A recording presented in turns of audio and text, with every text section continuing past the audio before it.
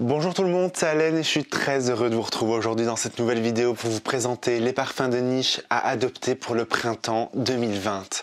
Du coup, ce sont des parfums qui, j'espère, à travers un beau voyage olfactif et à travers ma sélection, vous plairont.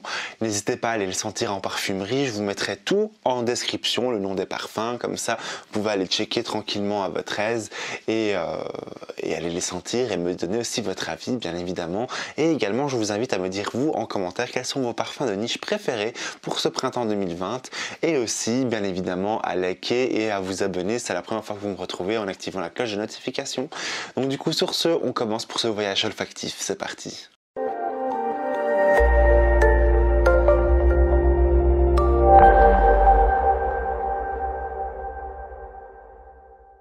Le printemps, c'est tellement agréable de se dire qu'il y a des beaux jours, c'est hyper agréable de se dire qu'il y a les fleurs qui vont s'éclore, c'est le moment de porter des parfums frais, c'est le moment de porter des parfums qui sont entre mi-saison parce qu'il y a eu pas loin l'hiver et puis on se rapproche un petit peu de l'été, enfin de l'été, c'est plutôt le printemps qu'on se rapproche, mais en tout cas c'est une belle saison. Moi j'aime bien le printemps, j'aime toutes les saisons, mais le printemps aussi, je le porte très cher à mon cœur parce que c'est là où on entend les oiseaux chanter, c'est là où on entend plein de choses, de belles choses, et c'est là où on sent de belles saveurs. Et à travers ça, je vous ai placé en 5e position un parfum qui vient de chez Ma, donc M-A-H, et c'est le Neroli des îles. Donc c'est un parfum qui va se composer de bergamote, de petits grains, de fleurs d'oranger, de neroli, des notes fumées. Nous allons avoir de la myrrhe, des graines d'ambrette. Donc du coup là, c'est pour le coup, on a vraiment un parfum qui m'a totalement charmé, et je le trouve vraiment bien. Parce que c'est un parfum très frais, on va très bien sentir ces notes fumées. Ce que j'apprécie beaucoup, c'est que tout ce cocktail d'arômes va nous donner une sorte de fragrance qui sent le thé. C'est absolument incroyable et c'est inédit. Pour moi, c'est une première, vraiment, et c'est ce qui m'a absolument étonné. D'ailleurs, je vous mettrai, si vous le désirez, juste en dessous en description, le lien de ma boutique en ligne qui vous permettra justement de pouvoir dénicher les parfums Ma, et je pense qu'il me reste encore de stock, le Neroli des îles, donc you welcome, et voilà. Donc pour ceux qui disent aussi que c'est un placement de produit, non, c'est juste que j'apprécie toutes les fragrances, et donc je n'hésite pas de dire tout ce que j'apprécie, donc voilà, ça me fait toujours plaisir.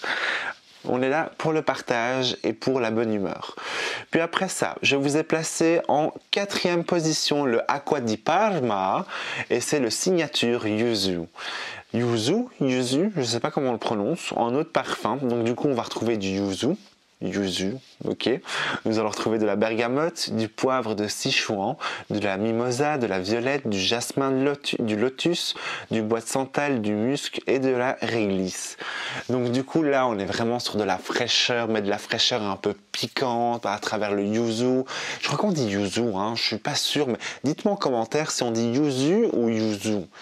Je suis pas sûr, mais en tout cas, je sais qu'on va avoir vraiment cette bonne fraîcheur et je trouve que ça va vraiment nous donner un coup de peps, un coup de frais, un coup de niaque le matin au réveil et toute cette originalité aussi de toutes ces belles fragrances, de ces belles arômes font en sorte que ça fait de ce parfum quelque chose de unique. Puis après, en 3e position, je vous ai placé le parfum Goudal Bois d'Adrien en eau de parfum. Il va se composer de cédra, de pin de Sibérie, de fir de balsam, ainsi que d'encens et de musc. Là, on est dans un autre vibe. Vraiment, on est sur quelque chose de plus boisé, oriental, doux, boisé et donc moi je trouve ça vraiment pas mal parce que entre la mi-saison quand il y a l'hiver qui était pas loin, que l'été, que le printemps est juste à côté, mi-saison c'est bien parce qu'on a envie de se réchauffer, on a peut-être la nostalgie de l'hiver qui approche et donc du coup le bois d'Adrien est justement là pour nous dire waouh, c'est la saison qui est là pour être en transition entre les deux. En 2e position, je vous ai placé un parfum de la maison Margiela, Replica, et c'est le Flying en eau de parfum.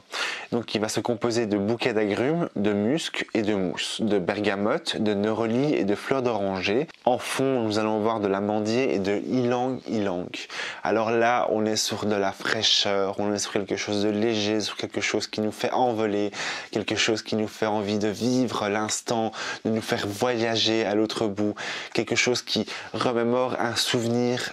Waouh, vraiment, c'est comme si on avait des ailes qui commençaient à pousser et qu'on avait envie de voler et d'être libre, libre de faire tout ce qu'on voulait parce qu'il nous invite au voyage, ce parfum. C'est ça que je trouve ça magnifique. Et pendant le printemps, c'est juste sublime parce que c'est justement là où on voit les petits oiseaux chanter, etc. Et donc du coup, le flying de la maison Margiela Replica est l'idéal. Et la première fragrance que je vous conseille pour ce printemps, c'est un parfum de Juliette Hasagen et c'est le Not a Perfume Superdose. C'est un parfum qui va se composer de cétalox total, mais vraiment qui est corsé. Et donc du coup, en fait, pour ceux qui ne le savent pas, c'est quoi le cétalox? En fait, c'est une molécule de synthèse qui a une senteur d'ambre gris. Et l'ambre gris a une senteur assez musquée, parce qu'il faut savoir que c'est quand même une molécule de synthèse, heureusement, parce qu'à la base, le cétalox, enfin l'ambre gris, vient des déjections de cachalot.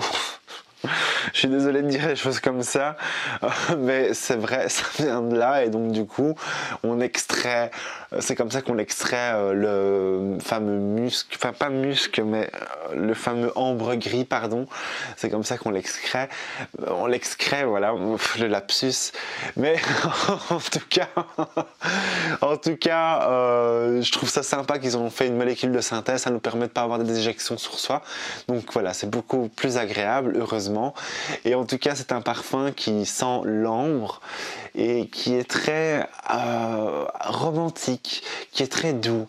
Il est suave tout en étant très intense. Donc du coup, déjà, le Not a Perfume est très intense, enfin pas intense, mais il est très doux. Mais le Not a Perfume Superdose est beaucoup plus intense, beaucoup plus relevé. On va un peu plus vous remarquer. Et c'est ça que j'apprécie énormément et c'est pour ça que je l'ai placé en numéro 1.